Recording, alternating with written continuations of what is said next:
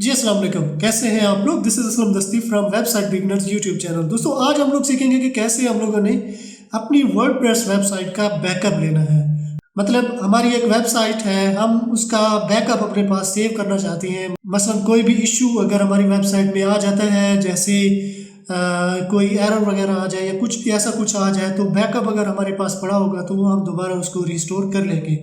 अगर आप अपनी वेबसाइट को एक होस्टिंग से दूसरे होस्टिंग की तरफ शिफ्ट कर रहे हो, तो इसके लिए भी हमें बैकअप लेना पड़ता है।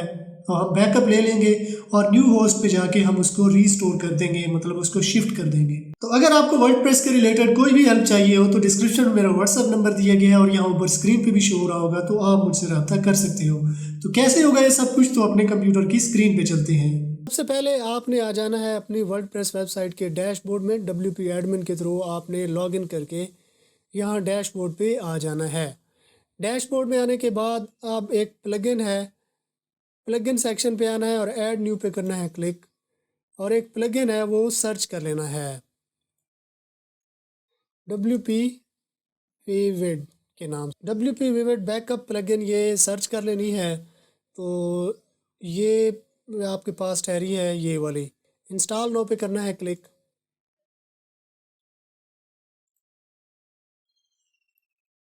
एक्टिवेट।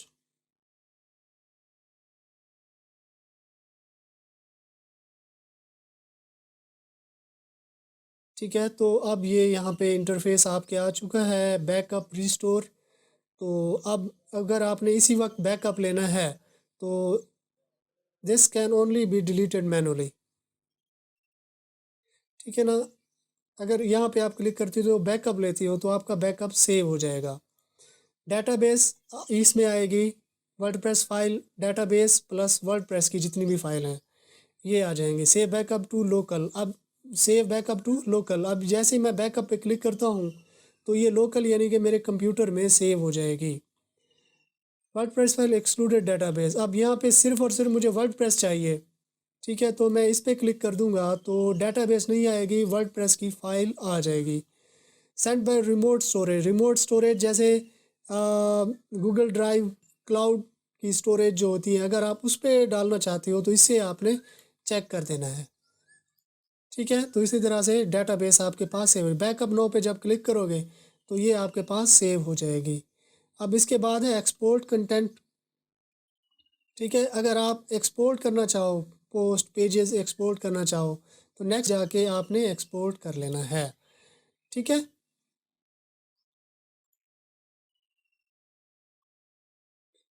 ये इसी तरह से आ जाएगी। Scan updated backup receive. ठीक है, अब क्योंकि हमने तो नहीं लिया हुआ, अब मैं यहाँ पे बैकअप पे करता हूँ क्लिक।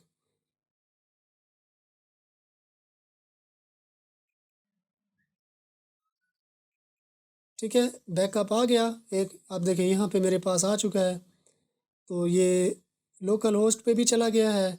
ये इसे मैं डाउनलोड करना चाहूँ कर सकता हूँ, रीस्टोर करना चाहूँ तो मैं कर सकता हूँ। अब मैं डाउनलोड पे करता हूँ क्लिक, ये डाउनलोड हो जाए। अब इसके अलावा अगर आपको आप शेड्यूल करना चाहो, इनेबल बैकअप शेड्यूल, शेड्यूल पे आप क्लिक कर दो। जो भी डेट आप सेलेक्ट कर दोगे, 24 hour, daily, weekly, fortnightly, monthly. ठीक है, जो भी आप सेलेक्ट कर दोगे तो उस शेड्यूल को आपकी डाटाबेस यहाँ पे आपने सेटिंग कर देनी है। तो ये आपकी डाटाबेस जो है ना, बैकअप सेव होता रहेगा। डाटाबेस और वर्डप्रेस का डाटा सेव होता रहेगा। ये वाली सेटिंग आपने एडजस्ट कर लेनी है, अपनी मर्ज़ी से आपने एडजस्ट कर लेनी है जैसे आपको सही लगे। फिर आ जाता है ऑटो माइग्रेशन।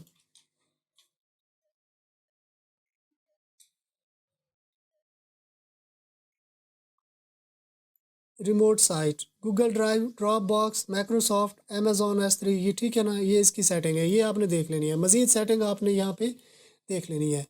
तो सिमिलरली इसी तरह से आपने ये बैकअप सेव कर लेना है। आप मैन्युअली सेव करो, आपकी मर्ज़ी है। आप गूगल ड्राइव किसी भी रिमोट स्टोरेज पे आप डाल दो, मर्ज़ी है आपकी। इसी तरह से आप अपनी वेबसाइट का बैकअप ले सकते हो। ठीक है, खुदा ना खास्ता वेबसाइट में कोई इशू आ जाता है, कोई एरर आ जाता है, ठीक है ना, बाज़ दफ़ा पता क्या होता है, होस्टिंग एक्सपायर हो जाती है, हमें पता नहीं चलता। ऐसा भी हुआ है, हो जाता है कभी कभार। तो उस वक्त बैकअप के पता है कितने लेते हैं, अगर टाइम ज़्यादा हो जाए तो $15 लेते हैं वो बैकअप के होस्टिंग वाले, तो फिर वो आपको बैकअप देते हैं।